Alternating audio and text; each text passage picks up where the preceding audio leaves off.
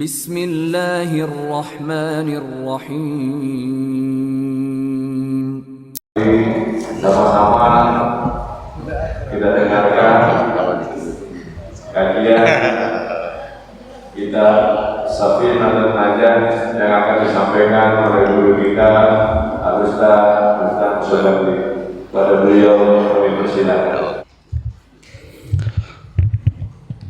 Assalamualaikum warahmatullahi wabarakatuh.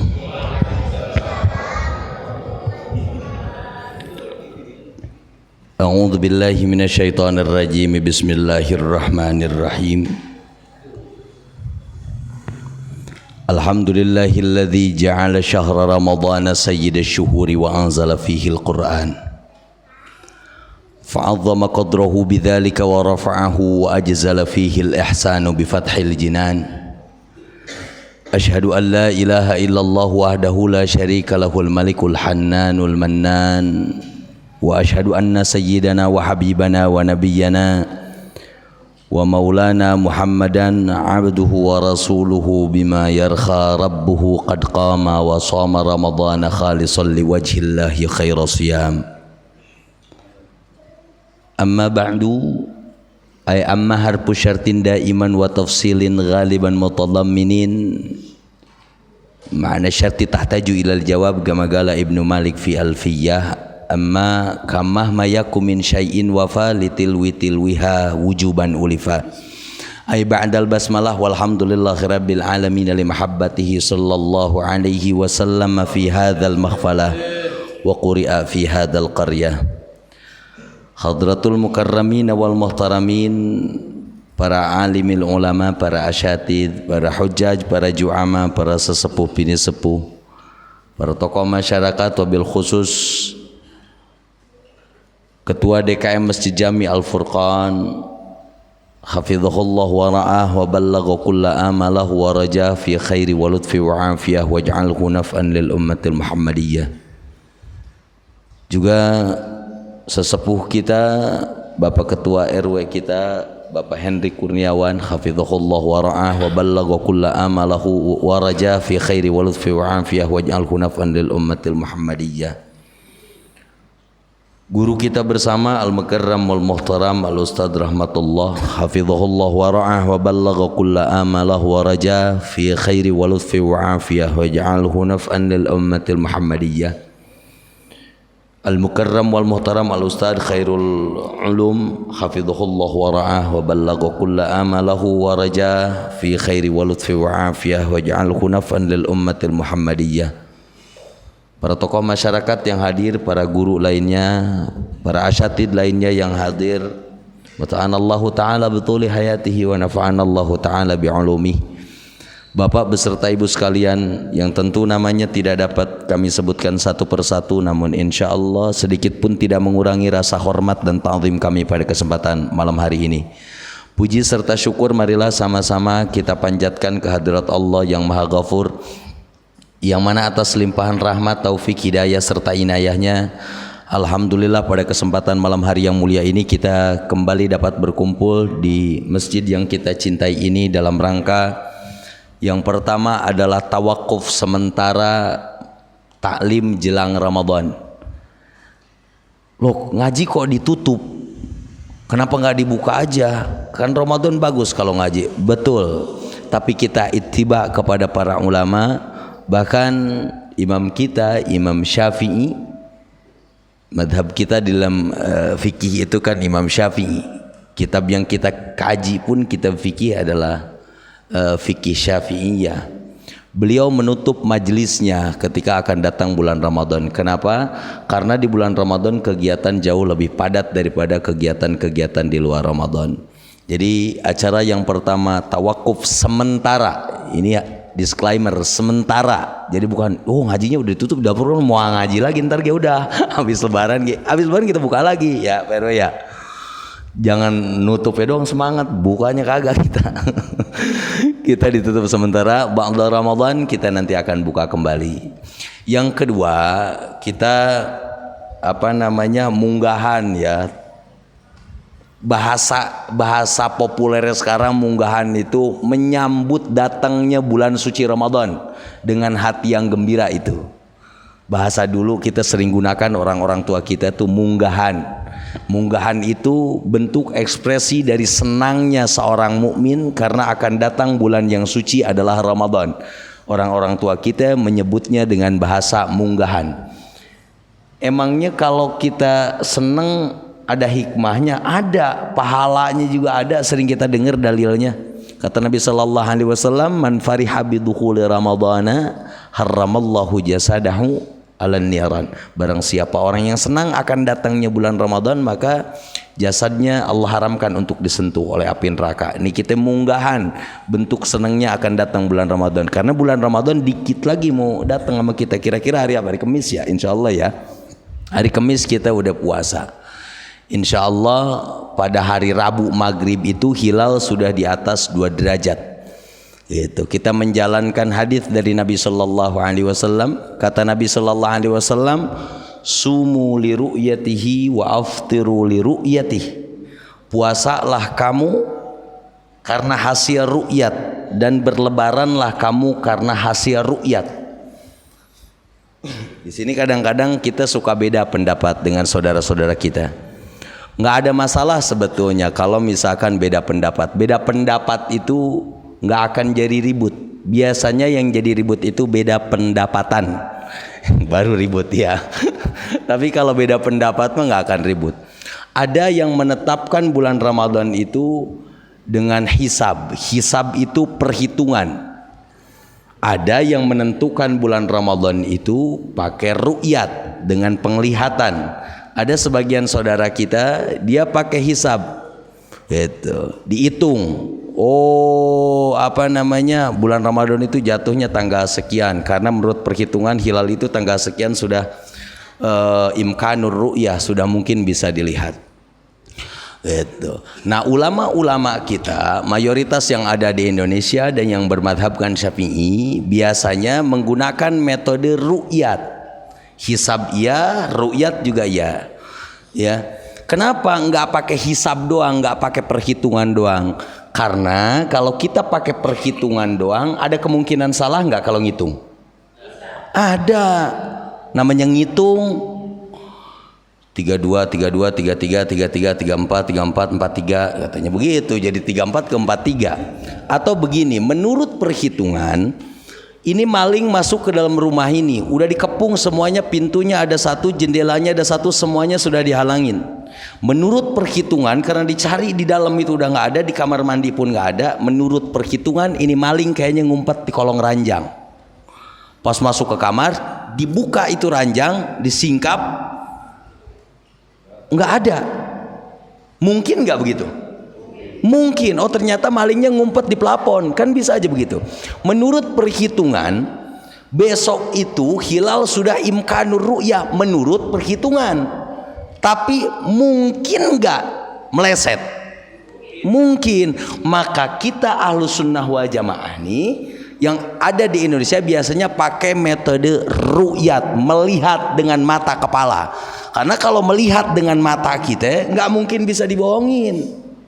Ya, kan bahasa hadisnya sumu li ru'yatihi, puasalah kamu karena hasil ru'yat. Kata orang yang pakai hisab jawabannya begini, ru'yat itu artinya melihat. Melihat itu kan tidak harus dengan mata, melihat itu bisa juga dengan ilmu. Nah, ngitung itu, hisab itu artinya melihat dengan ilmu, katanya begitu. Tetapi kata kita bahasa Arab itu sangat kaya. Bahasa Arab itu melihat itu ada ro'yun, ada ru'yatun, ada ru'yah. Satu apa tadi? Ro'yun. Yang kedua ru'yatun, yang ketiga ru'yah. Ro'yun itu apa? Ro'yun itu melihat dengan fikirannya, pola pikir, perhitungan, itu bahasanya ro'yun. Kalau kata saya begini, Pak RW, bagaimana menurut pendapat Pak RW? Maka kata Pak RW, kalau menurut pendapat saya, lalu bla bla bla bla bla, Pak RW menjelaskan pendapatnya. Oh, itu bahasanya ro'yun. Ro'yun adalah pendapat. Nah yang keduanya ru'yatun. Jadi melihat dengan otak kita, dengan pikiran kita, itu bahasa Arabnya ro'yun. Nah yang kedua ru'yatun. Ru'yatun itu melihat dengan mata telanjang. Jadi kalau melihat dengan mata telanjang kita, itu bahasa Arabnya ru'yatun. Sedangkan hadisnya, hadis yang sering kita baca itu sumu li ru'yatihi wa aftiru li ru'yatihi. Pakai bahasa apa? Ro'yun apa ru'yatun? Pakai bahasa apa? Sumu li ru'yatihi. Pakai bahasa apa? Pakai ru'yatun, berarti perintahnya melihat dengan mata. Dan dilanjutkan di hadis itu fa'in ghoma, kalau misalkan nggak kelihatan, hilalnya itu nggak kelihatan karena terhalang, fastakmilu, maka sempurnakanlah bulan Sya'ban ini jadi 30 hari. Begitu, makanya kita ini termasuk pemerintah kita menggunakan metode apa tadi?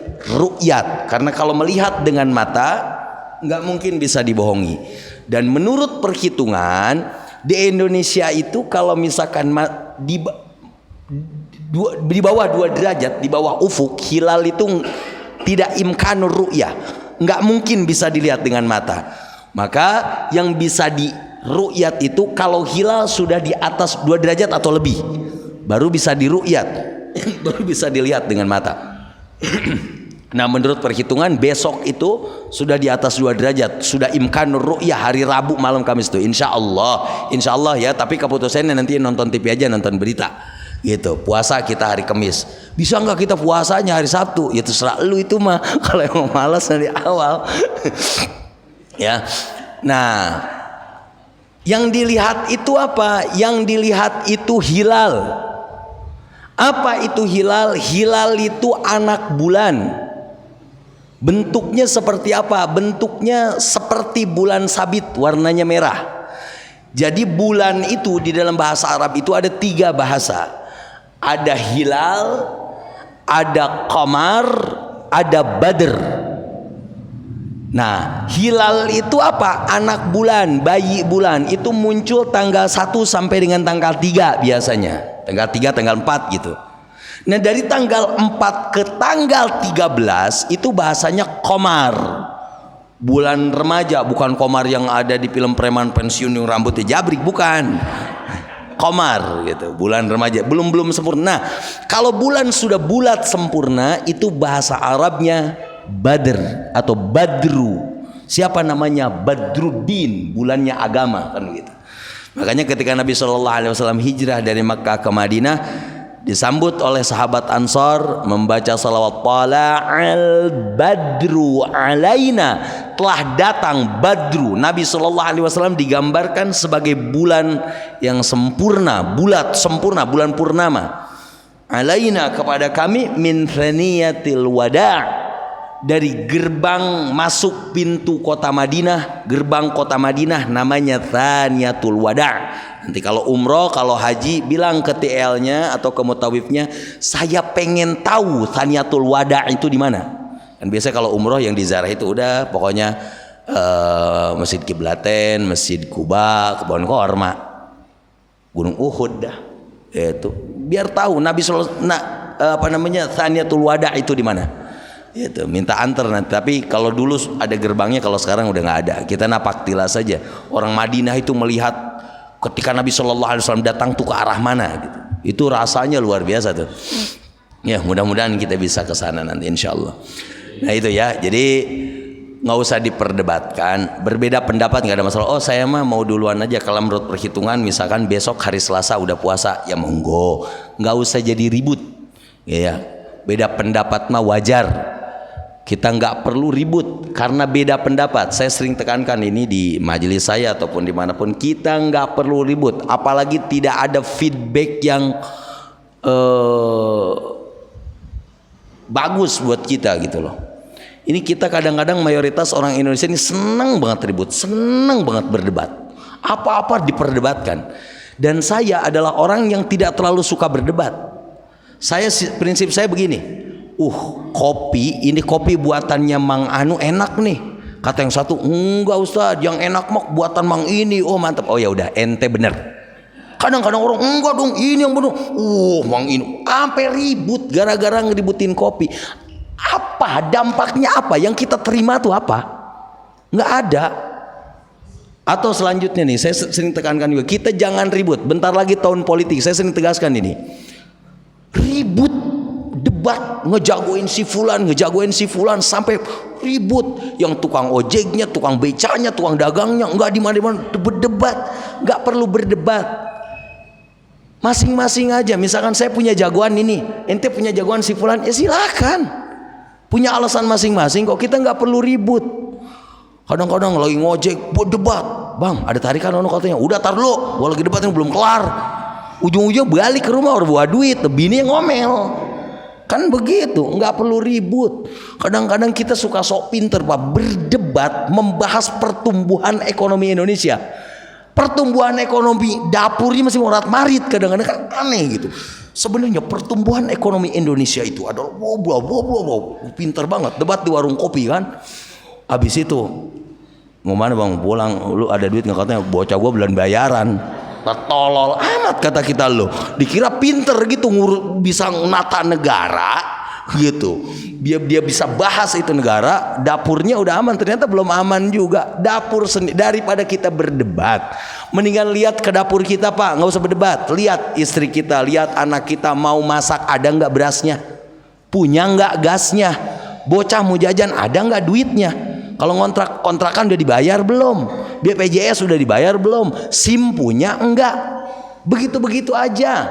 Nggak usah kita berdebat gitu. Biarin nanti siapa aja yang jadi pemimpin, kita tawakal sama Allah, minta sama Allah, minta yang terbaik biar negeri kita ini diberikan pemimpin yang baik. Nah, supaya kita mendapatkan pemimpin yang baik, dimulainya dari diri kita, bukan dari orang. Begini, Pak. Logikanya begini. Tidak akan memimpin segerombolan gajah kecuali gajah, benar nggak? Tidak akan memimpin segerombolan kambing kecuali kambing, benar kan? Nggak akan memimpin gerombolan serigala kecuali serigala. Jadi kalau misalkan masyarakatnya amburadul, tukang maksiat, yusallitullah alaihim sultanan zalima, begitu kata Nabi, Allah akan utus untuk mereka pemimpin-pemimpin yang zalim kepada mereka. Itu kata Nabi. Jadi kalau negara ini pengen subur makmur gemah ripah loh jinawi, sebelum kita ke orang lain, ayo kita belajar bebenah diri kita dulu. Nggak perlu berdebat, nggak ada untungnya kalau debat. Oh tapi katanya biasanya lihat tuh kalau kita nonton TV mereka berdebat. Mereka berdebat di TV Bapak Ibu, utusan parpol A, utusan parpol B, yang mereka dibayar, sampai tarik urat juga mereka ada duitnya. Dan kita harus tahu politik itu nggak ada musuh abadi dan nggak ada teman abadi. Boleh jadi sekarang kita perang nih, besok mau berkoalisi. Boleh jadi sekarang berkoalisi, besok mereka jadi rival.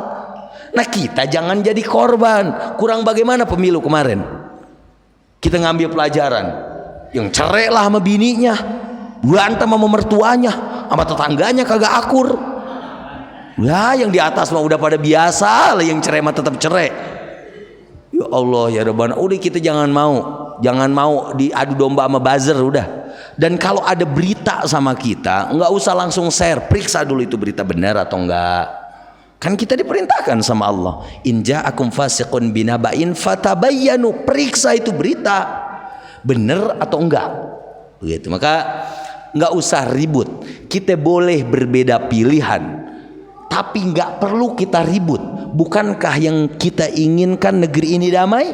Bukankah yang kita cita-citakan kita tentram dengan tetangga akur dan negara ini menjadi baldatun thayyibatun wa rabbun ghafur? Kan begitu cita-citanya. Ayo kita mulai, nggak usah ribut. Itu ya, boleh berbeda mah. Ente milih siapa, si fulan? Oh saya mah milih si fulan. Kenapa ente milih si fulan? Oh karena begini-begini. Oh saya mah karena begini-begini. Udah selesai. Nggak usah kita memaksa orang lain harus sama dengan kita. Nggak begitu. Kita harus seperti air laut. Tahu air laut? Asin nggak air laut? Asin. Tapi ikan yang hidup di laut asin nggak? Enggak dipaksa sama air laut, lu kudu asin. Enggak. Ikan nggak asin. Bahkan kalau masak ikan nggak digaremin kan nggak berasa. Air lautnya asin, tapi ikan yang hidup di laut nggak asin. Dan lagi air laut itu kalau terjadi hujan dari sungai air tawar ngalir, hujan juga turun, apakah air laut jadi tawar karena masuknya air tawar masuk ke dalam laut? Enggak, dia tetap asin. Punya prinsip, kalau kita punya pilihan begini nggak usah paksa orang lain biar sama dengan kita. Dan prinsip kita kuat, dipengaruhi orang lain juga tetap pegangan kita itu gitu loh. Dan yang paling penting nggak perlu ribut. Apalagi besok kita puasa. Ya, puasa dah kita. Kemarin belum sampai ke bab puasa ya, kita belajar puasa yang benar lillahi ta'ala. Harus senang kita datang bulan Ramadan. Iya saya senang Ustaz, katanya soalnya kan saya mah dagang belewah. Itu katanya laris banget kalau bulan Ramadan. Itu mah kagak kaci. Senangnya maksudnya senang bukan karena usulnya jualan pakaian biasanya. Iya, anu itu mah kagak kaci itu mah. Maksudnya senang karena bulan penuh rahmat, penuh ampunan di mana kita bisa melipat gandakan pahala. Gitu ya. Puasa nanti belajarlah ke para asyatid apa sih syaratnya puasa, rukunnya puasa, apa-apa saja yang membatalkan puasa, baik yang membatalkan secara syariat gitu ya, ataupun yang membatalkan secara hakikat pahalanya. Karena puasa kan yang membatalkan secara syariat seperti masuknya ain dunya kepada jauf. Salah satu yang membatalkan puasa itu masuknya ain dunya kepada jauf. Jauf itu apa? Rongga. Kita punya rongga. Ada berapa rongga kita? Ada 7. Apa yang 7 itu? Yang 7 itu apa? Hidung 2, lubang kuping 2, 4, mulut 1, 5 kan? Kemaluan depan, kemaluan belakang. Itu ada 7. Jadi kalau lagi puasa ada ain dunya yang berbentuk masuk ke situ maka batal puasanya. Ain dunya yang berbentuk ya, batal. Bagaimana kalau nggak berbentuk? Nggak batal kalau nggak berbentuk mah. Apa yang nggak berbentuk? Angin. Tengah hari jam 1 siang lagi puasa, berangkat kita ke tukang tambal ban, bang pinjam kompresor, gue mau minum angin. Batal puasa, mau kembung misalkan begitu. Batal puasa? Nggak berbentuk. Tapi yang berbentuk itu batal.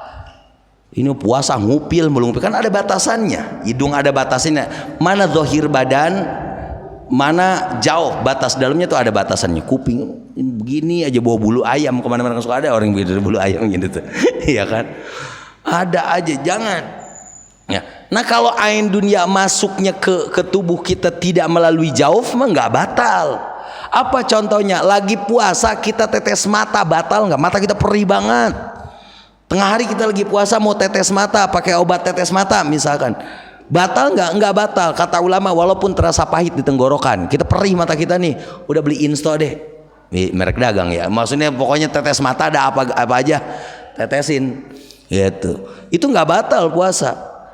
Diinfus lagi puasa, nah diinfus nih khilaf karena diinfus nih bikin seger gitu, atau cuman disuntik kita lagi puasa, disuntik misalkan masukin obat doang. Mohon maaf. Kita kalau disuntik kan di belakangnya, di bokong kita tuh masukin obat, hanya sekedar memasukin obat doang ke tubuh. Ulama kita nih, ulama fikih yang bermadhabkan Syafi'i, apalagi ulama mutaakhirin ya, memang yang sudah ada suntik itu nggak batal katanya, hanya sekedar memasukkan obat. Karena memang masuknya bukan lewat rongga. Kecuali kalau masukin lewat rongga mau, Ustaz tadi saya puasa habis disuntik pakai aqua 2 botol lewat sini. Bukan suntik itu mah bang, lu minum namanya. Iya, itu mana? Ada pengecualian masuk kepada rongga, tapi nggak batal puasanya. Apa syaratnya? Biikrahin, dipaksa. Kita lagi puasa, dibengkek misalkan sama orang, lu puasa ya, didedetin makanan kita sampai masuk ke dalam, itu nggak batal. Terus lagi wabijiryani riqin bima baina asnani. Air liur itu kan kalau kita udah ngeludah pasti nggak kering mulut kita tuh, pasti ada sisa-sisa air liur yang ada di gigi nih, kadang-kadang ketelan sama kita, itu nggak batal. Atau lagi gubaru tariqin, debu yang ada di jalanan, kita lagi bawa motor ngebuah keisep sama kita lagi puasa, itu nggak batal.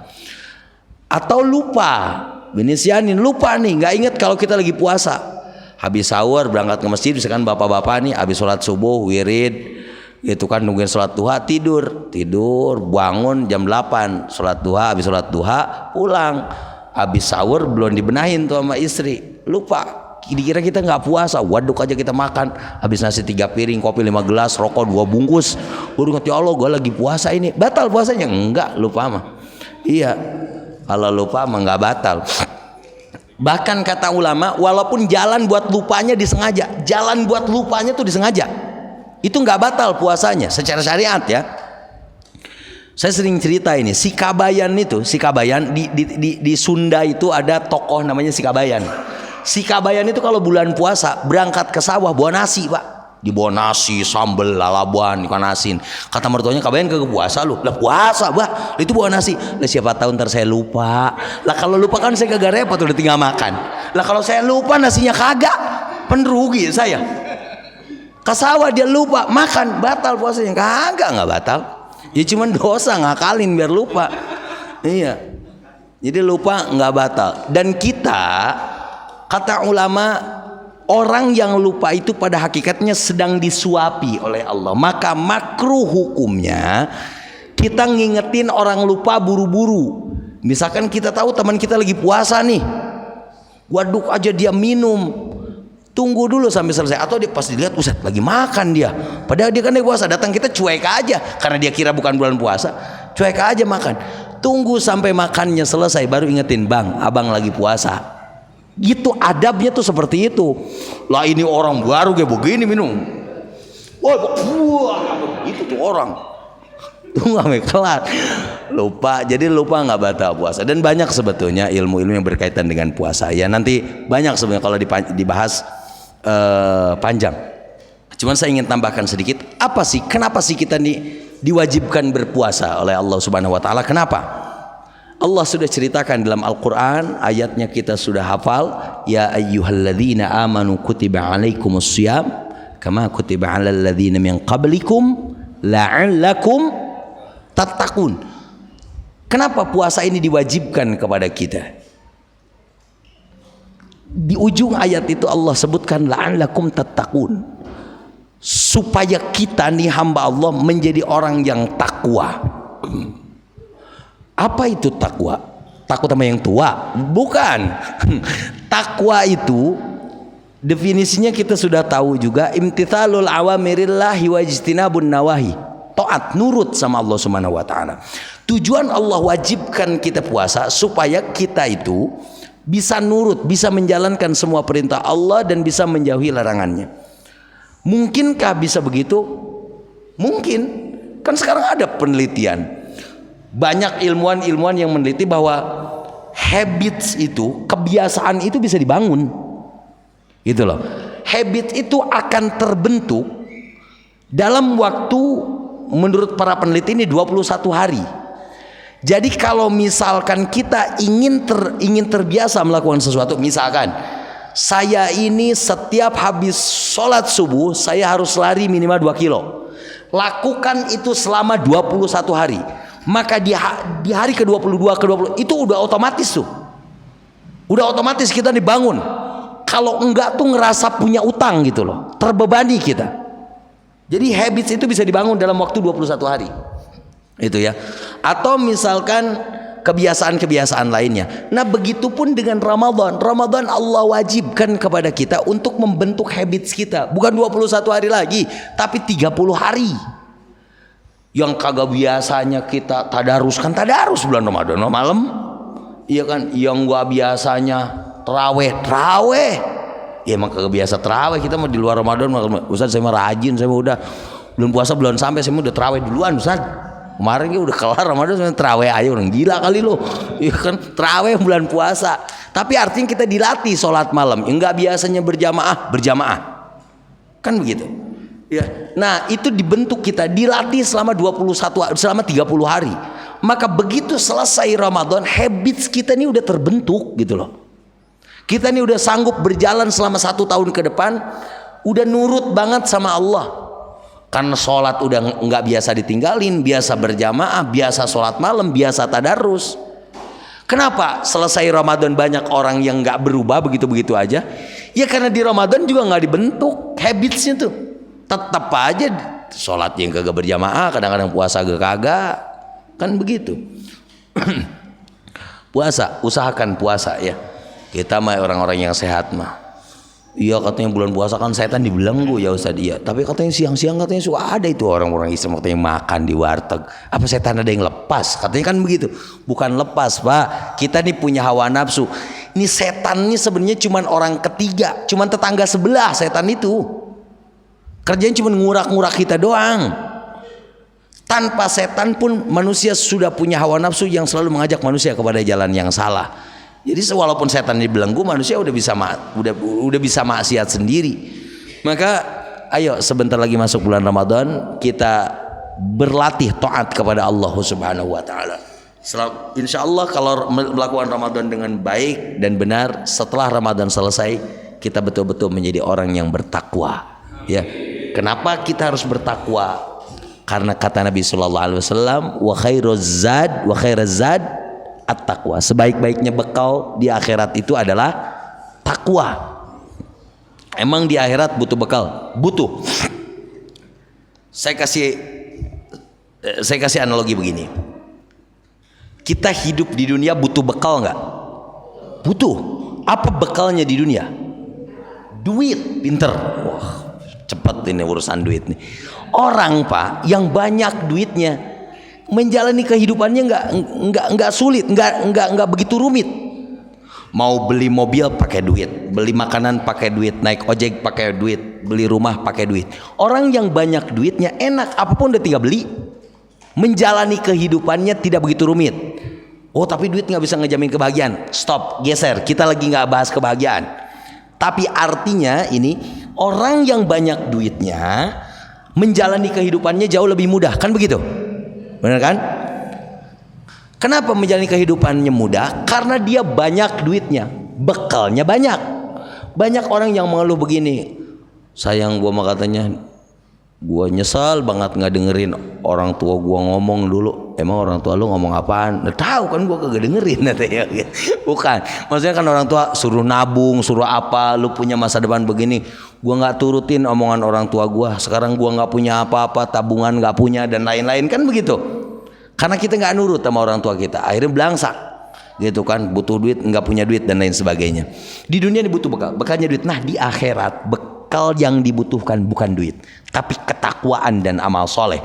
Orang yang rajin takwa di dunianya, rajin berbuat amal soleh, dia punya bekal yang banyak. Begitu di akhirat, masuk ke akhirat enak, bekalnya udah banyak kok. Sama kayak orang hidup di dunia, punya duit banyak. Menjalani kehidupan akhiratnya nggak ribet.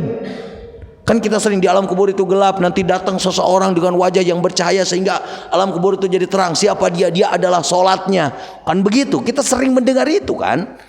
Orang yang banyak amal solehnya di akhiratnya nggak bakalan ribet. Sama kayak orang yang banyak duitnya di dunia, menjalani kehidupan dunianya nggak ribet. Nah kita dikasih tahu oleh Allah dan Rasulnya, ayo kumpulin amal soleh yang banyak, takwa yang banyak, karena sebaik-baiknya bekal kata Nabi di akhirat takwa. Nah jangan sampai Nabi nggak didengerin sehingga pas masuk akhirat nanti kita keblangsak. Dan salah satunya untuk membentuk diri kita supaya kita menjadi orang yang bertakwa adalah dengan puasa di bulan Ramadan. Nah Ramadan sebentar lagi ya, itu aja. Ya Allah udah jam 10, nasi keburu dingin, nggak enak. Jadi jangan lama-lama. Udah itu aja intinya. Besok mau puasa, pengajian ditutup, kita girang mau datang bulan puasa. Dan saya pun di sini memohon maaf kepada Bapak dan Ibu sekalian selama saya di sini, karena selama saya di sini pasti saya yang paling banyak bicara, saya juga yang paling banyak salahnya. Ucapan saya, kalau kata orang Sunda mah, bilih aya anu ngabletruk kana tur ngablentrang kana tarang sumeleket kana kerek sumarambah kana baya sumeletit kana hati ngagelepuk kana punuk gitu. Mohon dibukakan pintu maaf yang seluas-luasnya. Tihulhur saujung rambut teh hanap saebas dampal, tigigir sagiring cingir teh hareup sakepeup-peueup. Maafin saya pokoknya ya, banyak kesalahan, mohon dibukakan pintu maaf yang seluas-luasnya. Dan insya Allah apabila ada, tapi insya Allah nggak ada, apabila ada dari Bapak Ibu kepada saya, insya Allah saya pun akan membebaskannya saat ini juga. Itu aja mungkin ya yang dapat kami sampaikan. Saya sampaikan sekali lagi, mohon maaf apabila ada kata yang kurang berkenan. Wallahul muwaffiq ila aqwamit thoriq. Wassalamualaikum warahmatullahi wabarakatuh.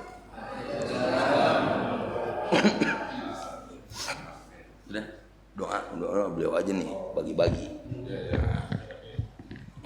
Baiknya nggak sampai.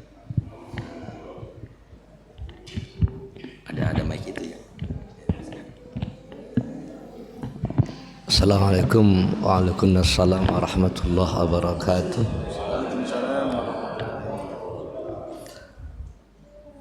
Bapak Ibu yang saya hormati, tadi guru kita menyampaikan bahwa kita jangan terjebak dalam perbedaan. Ya, dulu memang orang tua kita di Rawasemut ini datangnya bulan Ramadan yang berbeda-beda itu suka menjadi perdebatan, tapi belakangan sudah tidak lagi ada yang berdebat tentang masuknya tanggal Ramadan itu karena sudah jarang yang puasa. Kalau dulu berdebat itu karena ini, nah sekarang sudah berhenti berdebat tapi nggak puasa. Jadi repot. Ya, karena memang ini tawakuf ya, penutupan pengajian. Jadi yang terbaik itu saat ini cuman saya dengan Ustadz Rahmatullah itu. Karena apa-apa itu sudah tanya nanti sama Ustadz. Dalam hal kebaikan itu memang di ujungnya, Pak. Kalau kata Nabi, la ta'jabu amala amilin hatta ta'lamu bima yukhtam bih. Jangan pernah heran dengan, kagum dengan amalan seseorang sehingga kalian tahu orang itu mengakhiri dengan apa. Nah, saya dengan Ustaz Rahmat walaupun jarang datang, tapi penutupannya ini sudah datang. Bahkan saat ini ada kebulinya.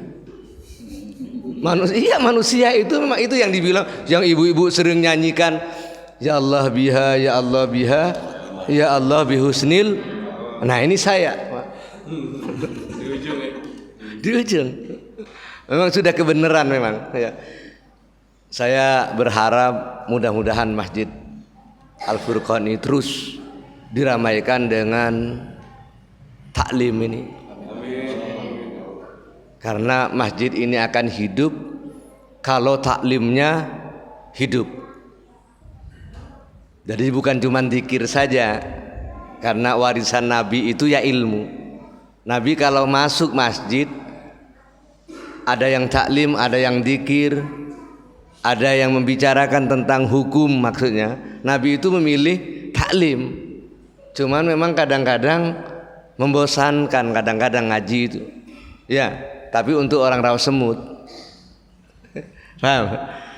Jadi kita mudah-mudahan ilmu yang kita dapat dari guru-guru kita, terutama dari guru kita akhina fillah Ustaz Ruslan Subandi, bukan Ruslan Abdul Ghani ya.